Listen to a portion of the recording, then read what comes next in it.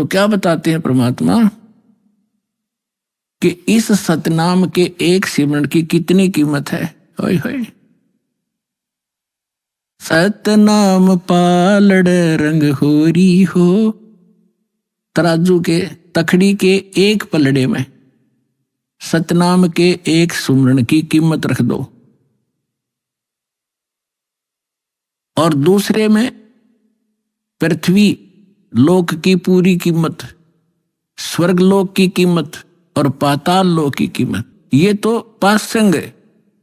और दूसरी में 14 लोक, विष्णु जी का लोक, ब्रह्मा जी का लोक, शिव जी का लोक, दुर्गा का लोक और ये निरंजन का लोक और ऊपर जो महास्वर्ग के अंदर आगे कई डिवाइड कर रखे। ऐसे ये कुल मिलाकर 14 लोक में बनते हैं, तल उतल ये नीचे के।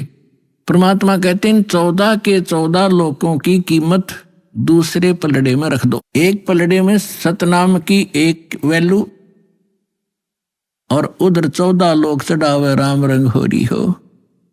और 3 लोक पासंग धरे, पृथ्वी लोक, स्वर्ग लोक और पाताल लोक की को तो गिनती में भी नहीं है इसकी, उसके सामने कीमत। अब पासंग क्या होती है? अब आजकल के बच्चे तो नहीं जानते होंगे, लेकिन हमारे समय के अच्छी तरह जानते। हमारा खूब पाला पड़ा है, किसान परिवार में जन्म था। हमारे पिता जी के पास ये सेठ लोग कणक लेने आते थे, तो उस समय वो कहा करते भी सेठ जी तराजू चेक करा तेरी।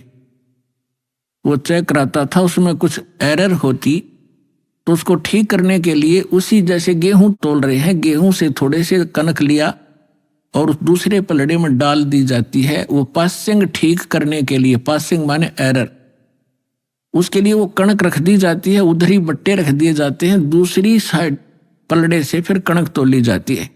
तो वो जो एक मुट्ठी कणक डाली है वो पासिंग है, वो सौदे में नहीं आती, वो तो व्यर्थ में पड़ी है। वो चाहे ग्राहक की तरफ जाओ और चाहे धनी की तरफ रह जाओ, उसकी कोई ध्यान नहीं करता। वो पासिंग है, यानी इतनी कम वैल्यू है। तो आप कितनी पुण्यात्मा हो और कितना सिमरन आप करते हो और आप कितने धनी होते जा रहे हो अध्यात्म के। कबीर साहब कहते हैं, कबीरा सब जग निर्धना, धनवंता ना कोई, धनवंता सो जानियो जिस पर राम नाम धन हो।